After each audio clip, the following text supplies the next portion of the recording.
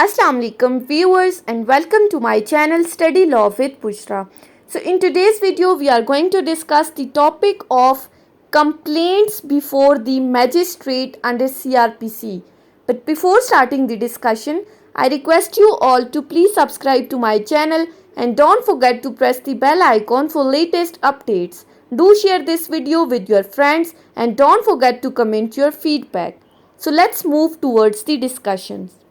The relevant section which deals with this topic starts from section 200 till 204 of CRPC.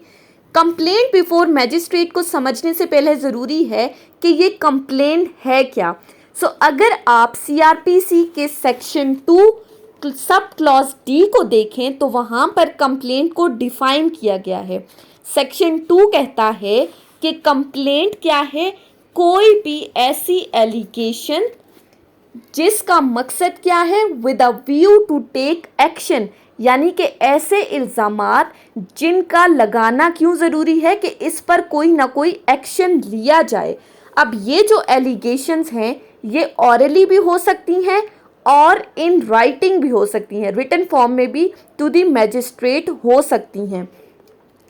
Relating to some person whether known और unknown, किसी ऐसे बंदे के against जिसको आप जानते हैं या जिसको नहीं जानते, जिसने ऑफेंस कमिट किया है, लेकिन इस कंप्लेंट में पुलिस रिपोर्ट इंक्लूड नहीं होती क्योंकि कंप्लेंट हमारी हमेशा मैजिस्ट्रेट के सामने होती है. इसमें पुलिस का कोई कंसर्न नहीं है. ऐसी एलिगेशंस हैं जो कि ऑरल फॉर्म में भी होती हैं और रिटन फॉर्म में भी होती हैं, और ये क्यों होती हैं, ताकि जो ऑफेंस कमिट हुआ है उसके अगेंस्ट एक्शन लिया जा सके, और वो किसी ऐसे बंदे के अगेंस्ट जो नोन है या अननोन है उसके अगेंस्ट एक्शन लिया जाए.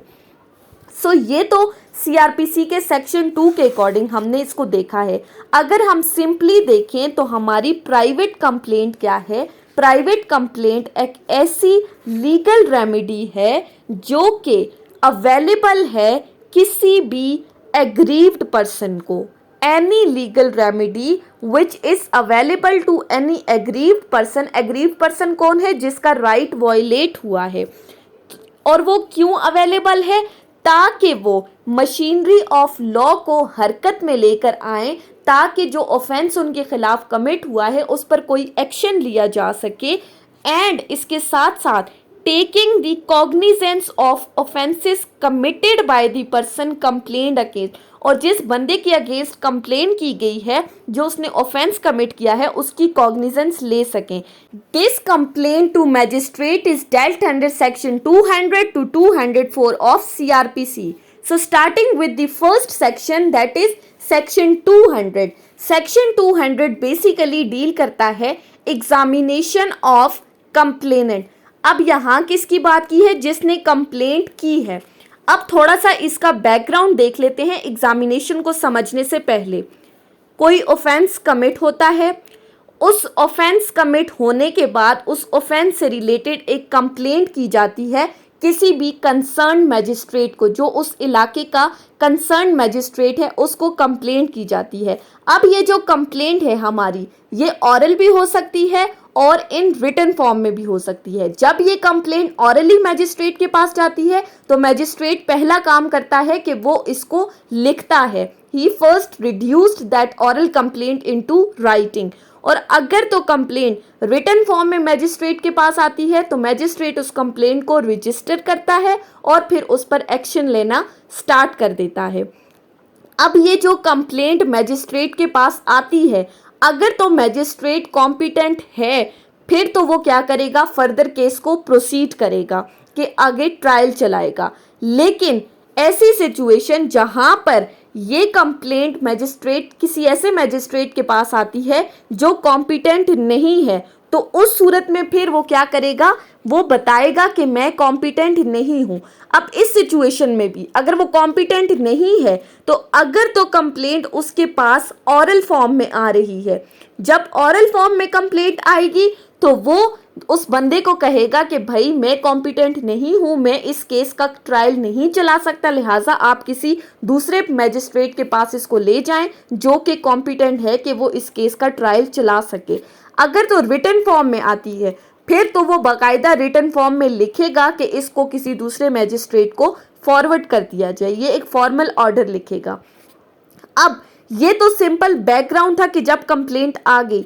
अब जब मैजिस्ट्रेट कॉम्पिटेंट है और हमने कहा कि वो केस को प्रोसीड करता है, तो सेक्शन 200 क्या कहता है कि जैसे ही कंप्लेंट मैजिस्ट्रेट के सामने आती है तो सबसे पहली ड्यूटी है उसकी एग्जामिनेशन ऑफ कंप्लेनेंट। जिस बंदे ने कंप्लेंट की है, सेक्शन 200 के अकॉर्डिंग मैजिस्ट्रेट का पहला काम है कि वो उसका बयान रिकॉर्ड करेगा, उसको एग्जामिन करेगा। एग्जामिन करने से मुराद क्या है कि वो उससे क्वेश्चन आंसर करेगा और ऑन ओथ उसका एग्जामिनेशन होगा।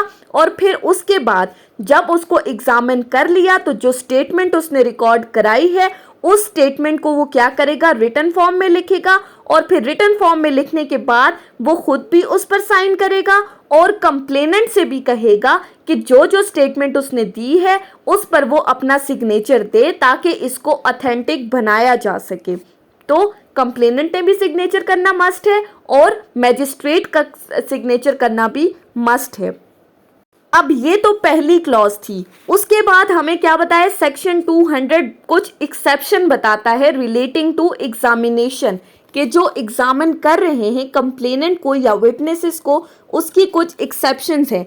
तो पहली एक्सेप्शन क्या कहती है, when a complaint is made in writing nothing shall be deemed to require a magistrate to examine the complaint before transferring the case। यानी कि अगर कंप्लेंट किसी मैजिस्ट्रेट के पास आई इन रिटन फॉर्म तो मैजिस्ट्रेट अगर कॉम्पिटेंट नहीं है और उसने इस कंप्लेंट को सेक्शन 192 के अंडर किसी दूसरे मैजिस्ट्रेट को भेजना है या इसे कोर्ट ऑफ सेशन को भेजना है, तो उस सूरत में उसके लिए नेसेसरी नहीं है कि वो उस कंप्लेनेंट को एग्जामिन करेगा। जब केस उसने फॉरवर्ड ही करना है तो फिर उसको एग्जामिन करने की ज़रूरत नहीं है कंप्लेनेंट को। ये पहली एक्सेप्शन है। फिर दूसरी एक्सेप्शन क्या कहती है कि अगर तो मैजिस्ट्रेट के पास कंप्लेंट आई है इन रिटन फॉर्म और कंप्लेंट किसने की है, किसी पब्लिक सर्वेंट ने की है या किसी कोर्ट ने की है, तो उस सूरत में भी मैजिस्ट्रेट के पास रिक्वायरमेंट नहीं है, मैजिस्ट्रेट के पास पावर नहीं है कि वो उन कंप्लेनेंट को एग्जामिन करेगा पब्लिक सर्वेंट के केस में या जहां पर कंप्लेनेंट कोर्ट है। तीसरी चीज, जहां पर मैजिस्ट्रेट के पास ने सेक्शन 192 के अंदर केस ट्रांसफर कर दिया है और जिस मैजिस्ट्रेट ने केस को ट्रांसफर कर दिया है उसने उस कंप्लेनेंट को पहले ही एग्जामिन कर दिया था, तो अब जिस दूसरे मैजिस्ट्रेट के पास केस गया है ट्रांसफर होकर, उस मैजिस्ट्रेट के लिए ज़रूरी नहीं है कि वो उस कंप्लेनेंट को री एग्जामिन करे। There is no need of re-examination by the second magistrate। So ये तीन एक्सेप्शंस कौन सी हो गई, जहां पर केस फॉरवर्ड करना है तो फिर एग्जामिनेशन की जरूरत नहीं, जहां पर कंप्लेनेंट पब्लिक सर्वेंट या कोर्ट है वहां पर भी एग्जामिनेशन की जरूरत नहीं, और तीसरी चीज, जहां पर एक बंदे को एक बार एग्जामिन कर लिया गया है, once a person is examined there is no need of re-examination of that person। ये था सेक्शन 200 के अंडर एग्जामिनेशन, जो कि ज़रूरी है ताकि कंप्लेंट की फॉल्सिटी या ट्रूथ को एग्जामिन किया जाए। उसके बाद आता है हमारे पास सेक्शन 201। सेक्शन 201 क्या कहता है, प्रोसीजर और power of the magistrate where he is not competent to take the cognizance of any case. अब जहां पर मैजिस्ट्रेट कॉम्पिटेंट नहीं है किसी केस की कॉग्निजेंस लेने के लिए, तो वहां पर क्या प्रोसीजर फॉलो होगा। सेक्शन 201 कहता है कि अगर मैजिस्ट्रेट के पास कोई कंप्लेंट रिटन फॉर्म में चली गई है और वो मैजिस्ट्रेट इस केस की कॉग्निजेंस के लिए कॉम्पिटेंट नहीं है, मीन्स टू से कि वो ट्रायल नहीं चला सकता, तो उस सूरत में वो इस कंप्लेंट को रिटर्न करेगा उस कंप्लेनेंट को और उसे कहेगा कि तुम इसे किसी प्रॉपर कोर्ट में लेकर जाओ। प्रॉपर कोर्ट का मतलब क्या है कि जिस कोर्ट के पास कॉम्पिटेंसी है इस केस के ट्रायल को चलाने की, रिटन कंप्लेंट की सूरत में वो इस चीज को इंडोर्स करेगा और एक फॉर्मल ऑर्डर देगा। जबकि दूसरी सिचुएशन क्लॉज 2 क्या कहती है कि जहां पर कंप्लेंट रिटन फॉर्म में नहीं गई बल्कि ऑरल फॉर्म में की गई है, तो फिर वो मैजिस्ट्रेट डायरेक्शन देगा कंप्लेनेंट को कि वो इस कंप्लेंट को किसी प्रॉपर कोर्ट में लेकर जाए। सिंपली सेक्शन 201 किस चीज पर फोकस कर रहा है कि अगर उसके पास कॉग्निजेंस की कॉम्पिटेंसी नहीं है तो वो डायरेक्शन देगा कि किसी दूसरी कोर्ट में ले जाया जाए जो कि कॉम्पिटेंट है। उसके बाद आता है सेक्शन 202। सेक्शन 202 बेसिकली डील करता है postponement of issue of process. अब ये जो इशू ऑफ प्रोसेस है इससे क्या मुराद है? सेक्शन 202 में क्या कहा गया है? कंप्लेंट हुई, किसी भी मैजिस्ट्रेट के सामने आप कंप्लेंट लेकर आते हो, अगर तो मैजिस्ट्रेट श्योर होता है कि वाकई कोई ऑफेंस कमिट हुआ है फिर तो वो केस को फर्दर प्रोसीड करेगा। लेकिन ऐसी सिचुएशन जहां पर मैजिस्ट्रेट श्योर नहीं है, उसको ये लगता है कि पता नहीं ऑफेंस कमिट हुआ भी है या नहीं हुआ, उसने एक्यूज्ड को नहीं बुलाया, तो उस सूरत में फिर वो क्या करेगा? वो इस केस से रिलेटेड इंक्वायरी होल्ड कर सकता है, या तो वो खुद कर सकता है या इस केस के लिए वो पुलिस को अपॉइंट कर सकता है कि वो फर्दर इन्वेस्टिगेशन करे कि क्या कोई ऑफेंस कमिट हुआ है या नहीं हुआ। और फिर ये इंक्वायरी, ये इन्वेस्टिगेशन करने के बाद फिर ये मैजिस्ट्रेट डिसाइड करेगा कि अब इसने इस केस को प्रोसीड करना है या नहीं। सो बेसिकली सेक्शन 202 का ऑब्जेक्ट क्या है? To ensure the free and fair trial, ताकि कंप्लेनेंट को ये अपॉर्चुनिटी दी जाए कि वो कोई ऐसे एविडेंसेस, ऐसे ग्राउंड्स पेश करे जिसके थ्रू एक्यूज्ड के against issuance of the process हो। और इस सेक्शन मैजिस्ट्रेट को एम्पावर करता है कि उसने इस कंप्लेंट की ट्रूथ और फॉल्सिटी को चेक करना है, और अगर उसे लगता है कि ऐसा कोई सफिशिएंट ग्राउंड नहीं है और ये कंप्लेनेंट फॉल्स है, तो फिर वो इशुएंस ऑफ द प्रोसेस को डिले भी कर सकता है। सो सेक्शन 202 की क्लॉज 1 कहती है कि कोई भी कोर्ट जो कि कॉग्निजेंस लेने के लिए ऑथराइज है या जिसको कोई कंप्लेंट सेक्शन 192 के अंडर भेजी गई थी या सेक्शन 190 सब क्लॉज 3 के अंडर या सेक्शन 199 के अंडर भेजी गई थी, और एविडेंसेस को एग्जामिनेशन करने के बाद कंप्लेनेंट और विटनेसेस को अगर उसे लगता है कि कोई सफिशिएंट ग्राउंड नहीं है ट्रायल को फर्दर चलाने के लिए, तो for the purpose of ascertaining the truth of that complaint वो इशुएंस ऑफ द प्रोसेस को डिले भी कर सकता है। और इस काम के लिए फिर वो मैजिस्ट्रेट इंक्वायरी करेगा कि क्या ये जो कंप्लेंट की गई थी ये ट्रू है या फॉल्स है, और अगर उसको लगता है, वो श्योर हो जाता है कि ये कंप्लेंट ठीक है, इस प्रोसेस को आगे चलना चाहिए, तो फिर वो फर्दर प्रोसीड करेगा। अब इस सेक्शन में एक प्रोविजन दी गई है और वो प्रोवाइजो क्या कहती है कि कोर्ट बाउंड है कि वो कंप्लेनेंट को एग्जामिन करेगी in order to ascertain the truth of that complaint. जहां पर कंप्लेंट सेक्शन 200 के अंदर कंप्लेनेंट के एग्जामिनेशन को कंपलसरी बनाया गया है, तो हर कोर्ट के लिए ज़रूरी है कि वो कंप्लेंट की फॉल्सिटी या ट्रूथ को चेक करने के लिए कंप्लेनेंट को एग्जामिन करेगी। दूसरी क्लॉज क्या कहती है कि सेशन कोर्ट किसी भी मैजिस्ट्रेट जो कि सब ऑर्डिनेट है उस मैजिस्ट्रेट को डायरेक्शन दे सकती है कि किसी भी कंप्लेंट की ट्रूथ या फॉल्सिटी को चेक करने के लिए वो इन्वेस्टिगेशन कर सकता है। यानी सेशन कोर्ट अपने बिहाफ पे किसी सब ऑर्डिनेट मैजिस्ट्रेट को इन्वेस्टिगेशन के लिए अपॉइंट करती है कि कंप्लेंट को चेक किया जाए कि क्या वो ठीक है या फॉल्स है या फ्रीवुलस है। सो ये सेक्शन बेसिकली डिपेंड करता है फॉल्सिटी और truth of the complaint which has been registered before the magistrate. और मैजिस्ट्रेट इन्वेस्टिगेशन का ऑर्डर इन केसेस में नहीं दे सकता जहां पर offence is triable by the court of session, या फिर जहां पर complaint offence is not done by the court. In case जहां पर कोर्ट कंप्लेनेंट है तो फिर भी नहीं कर सकता। और तीसरी सिचुएशन में जहां पर कंप्लेनेंट और विटनेसेस को सेक्शन 200 के अंडर एग्जामिन नहीं किया गया। ये था सेक्शन 202। अब आ जाते हैं नेक्स्ट सेक्शन के ऊपर, जो कि है सेक्शन 203। सेक्शन 203 डील करता है डिसमिसल ऑफ द कंप्लेंट्स के ऊपर।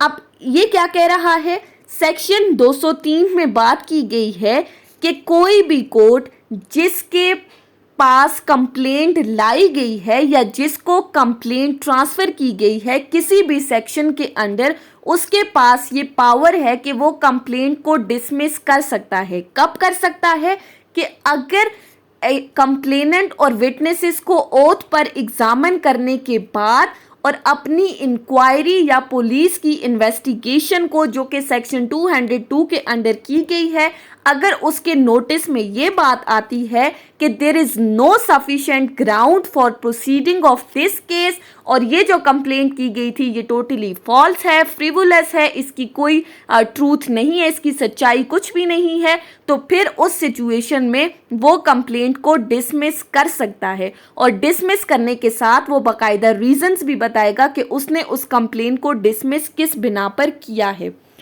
और याद रखें कि कोई भी मैजिस्ट्रेट जब कंप्लेंट को डिसमिस करता है तो वो हमेशा 3 ग्राउंड्स के ऊपर होता है।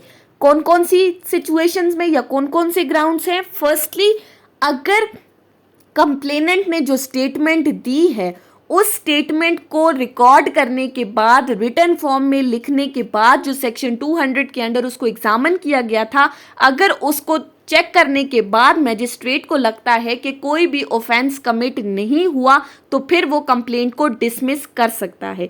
Second situation, if he distrust the statement made by the complainant, वही बात कि कंप्लेनेंट ने जो स्टेटमेंट दी है उसको उस कंप्लेनेंट की स्टेटमेंट पर यकीन नहीं है, उसे एतबार नहीं है, तो फिर भी वो कंप्लेंट को डिसमिस कर सकता है। और तीसरी situation, if there are patent absurdities in the evidences.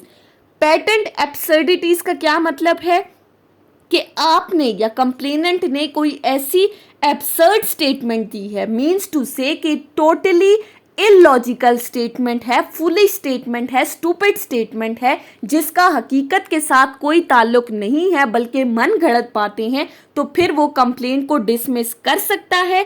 और ये जो कंप्लेंट की डिसमिसल होगा ये हमेशा जुडिशियल ग्राउंड्स पर होता है।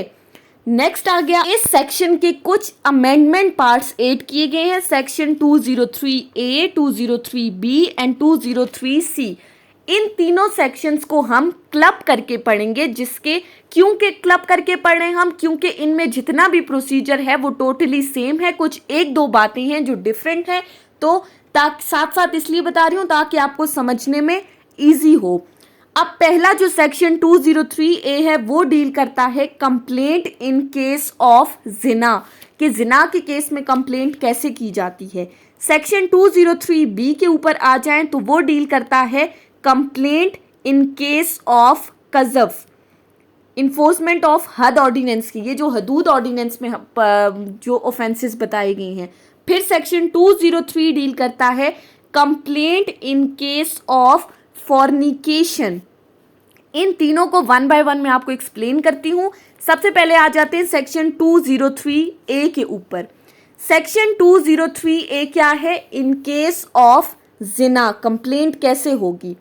तो सेक्शन 203A कहता है कि किसी भी कोर्ट के पास ये पावर नहीं है कि वो कॉग्निजेंस ले सके जिना के ऑफेंस की।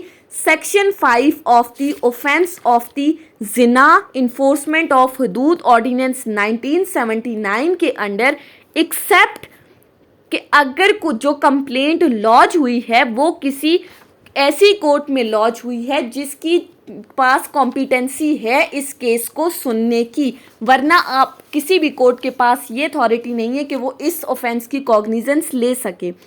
इसमें क्या बताया है कि प्रिजाइडिंग ऑफिसर जो कि कोर्ट का जज है, इस ऑफेंस के ऊपर अगर उसे कंप्लेंट मिलती है तो उस कंप्लेंट की कॉग्निजेंस लेने के बाद वो उस कंप्लेनेंट को एग्जामिन करेगा ऑन ओथ, और उसके साथ साथ कंप्लेंट के साथ एटलीस्ट 4 मुस्लिम एडल्ट आई विटनेसेस का होना ज़रूरी है।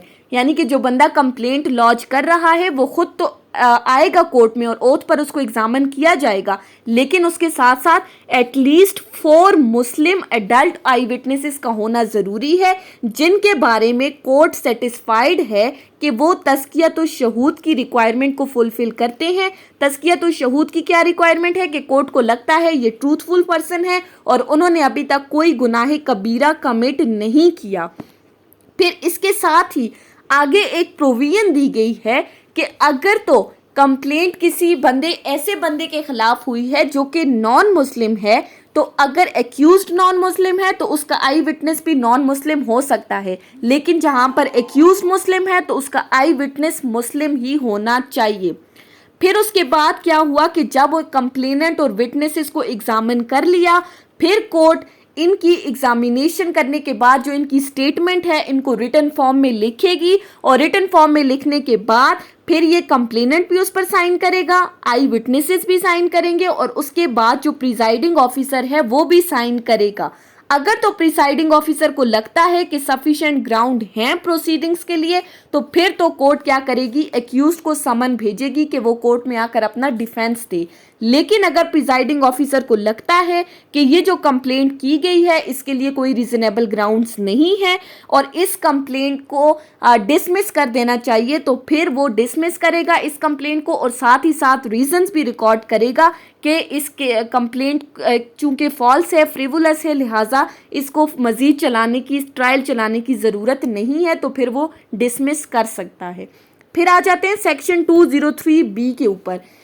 कज़फ के केस में क्या है, वही बात कि कोई भी कोर्ट जो है वो उसके पास अथॉरिटी नहीं है कि वो इस केस का प्रोसीडिंग्स चला सके या इसकी कॉग्निजेंस ले सके अंडर सेक्शन 6 ऑफ कज़फ ऑफ हदूद ऑर्डिनेंस, एक्सेप्ट कि कोई कोर्ट कॉम्पिटेंट है। यहाँ भी वही बात, प्रिजाइडिंग ऑफिसर जो है वो जिसने कॉग्निजेंस ली है वो एग्जामिन करेगा, उनको ओथ पर एग्जामिन करने के बाद वो उनकी स्टेटमेंट्स को रिकॉर्ड करेगा, स्टेटमेंट्स रिकॉर्ड करने के बाद उनको रिटन फॉर्म में लाएगा, रिटन फॉर्म में लाने के बाद फिर कंप्लेनेंट भी उस पर अपना साइन करेंगे, विटनेसेस भी अपना साइन करेंगे और इसके बाद लास्ट में प्रिजाइडिंग ऑफिसर भी उस पर साइन करेगा। वही बात, अगर प्रिजाइडिंग ऑफिसर को लगता है कि सफिशिएंट ग्राउंड्स नहीं है तो वो कंप्लेंट को डिसमिस कर देगा, लेकिन अगर सफिशिएंट ग्राउंड है तो फिर वो प्रिजाइडिंग ऑफिसर एक्यूज्ड को समन भेजेगा for his personal attendance in the court. Third आता है complaint in case of fornication. Fornication basically क्या है, the sexual relations of the two people who are not married to each other। इस case में भी क्या है कि कोई भी court under section 496B of the PPC cognizance नहीं ले सकती इस ऑफेंस की, एक्सेप्ट अगर के कोर्ट जो कंप्लेंट है वो किसी कॉम्पिटेंट कोर्ट में लॉज हुई है। तो इस केस में भी क्या है, प्रिजाइडिंग ऑफिसर कॉग्निजेंस लेने के बाद वो कंप्लेनेंट को ओथ पर एग्जामिन करेगा, लेकिन इसमें एक एडिशनल चीज क्या है, और कंप्लेनेंट के साथ 2 आई विटनेसेस भी होने चाहिए। 2 आई विटनेसेस होंगे, उनको भी एग्जामिन किया जाएगा, फिर एग्जामिन करने के बाद दोनों की स्टेटमेंट्स को रिकॉर्ड करके उसको रिटन फॉर्म में लाया जाएगा, फिर कंप्लेनेंट भी उस पर साइन करेगा, विटनेसेस भी साइन करेंगे और presiding officer of the court भी उस पर साइन करेगा। वही बात, अगर प्रिजाइडिंग ऑफिसर को लगता है कि सफिशिएंट ग्राउंड नहीं है प्रोसीडिंग्स के लिए तो वो डिसमिस कर देगा। अगर सफिशिएंट ग्राउंड्स हैं और in the opinion of presiding officer तो फिर कोर्ट समन इशू करेगी for the personal attendance of the accused. लेकिन यहाँ पर एक प्रोविजन दी गई है और उस प्रोविजन में ये कहा गया है कि presiding officer of the court यानी कि जो हमारा जज है उसके लिए मैंडेटरी है कि वो एक्यूज्ड को रिलीज नहीं करेगा ऑन सिक्योरिटी, एक्सेप्ट कि वो एक पर्सनल बॉन्ड लेकर आए विदाउट श्योरिटीज, कि वो अपनी attendance before the court ensure कराएगा आगे आने वाली प्रोसीडिंग्स में। यानी अगर उसको रिलीज किया जाता है तो वो कोर्ट को ये श्योरिटी देगा पर्सनल बॉन्ड के ऊपर विदाउट एनी श्योरिटीज कि मैं जब भी कोर्ट मुझे बुलाएगी तो मैं आऊँगा। सो ये 3 थे जिना, कज़फ और फॉर्निकेशन के केस में कंप्लेंट का तरीका। उसके बाद आते हैं, अब जब कंप्लेंट हो गई तो नेक्स्ट प्रोसीजर क्या है। नेक्स्ट प्रोसीजर है commencement of the proceedings before the court और सेक्शन 204 डील करता है इशुएंस ऑफ द प्रोसेस के ऊपर। सेक्शन 204 क्या कहता है कि जब मैजिस्ट्रेट सेटिस्फाई हो गया कि प्रोसीडिंग्स चलनी चाहिए, सफिशिएंट ग्राउंड्स हैं इस केस से रिलेटेड, तो फिर वो क्या करेगा कि अगर तो उसको लगता है कि केस की नेचर ऐसी है जिसमें according to the fourth column of second schedule अगर तो वारंट इशू करना चाहिए पहले, तो फिर वो क्या करेगा, वारंट इशू करेगा। और अगर इसको लगता है कि एक्यूज्ड को मैजिस्ट्रेट के सामने पेश करने के लिए समन इशू करना ज़रूरी है, तो फिर वो उसको समन इशू करेगा कि वो मैजिस्ट्रेट जो कि कॉम्पिटेंट है इस केस को सुनने के लिए, उस मैजिस्ट्रेट के सामने ये एक्यूज्ड अपीयर हो और आके अपना डिफेंस करे। तो उस सूरत में जहां वारंट नेसेसरी है वहां वारंट इशू होगा और जहां समन नेसेसरी है वहां उसको समन भेजा जाएगा।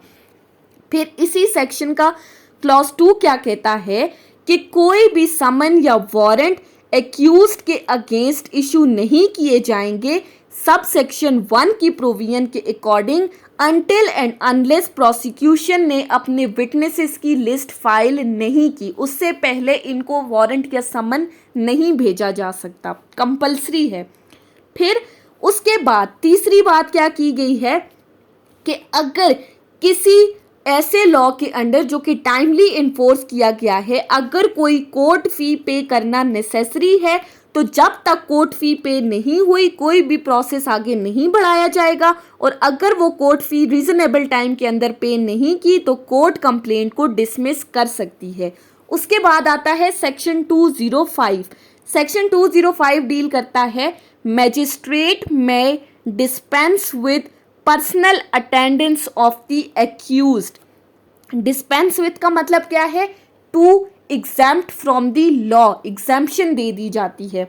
ये सेक्शन बेसिकली क्या बात करता है कि जब कभी भी मैजिस्ट्रेट समन इशू करता है तो अगर उसको लगता है कि personal attendance of the accused necessary नहीं है तो वो उस एक्यूज को परमिट कर सकता है कि कोर्ट में वो अपने प्लीडर के थ्रू अपीयर हो सकता है। लेकिन क्लॉज 2 क्या कहती है, जहां पर मैजिस्ट्रेट को इंक्वायरी करने के बाद केस को सुनने के दौरान किसी भी स्टेज पर, प्रोसीडिंग्स के किसी भी स्टेज पर अगर उसे लगता है कि personal attendance of the accused necessary है, तो फिर वो उस एक्यूज्ड की पर्सनल अटेंडेंस को इंश्योर कराने के लिए उसे समन भेजेगा कि वो कोर्ट में आकर अपना डिफेंस करे।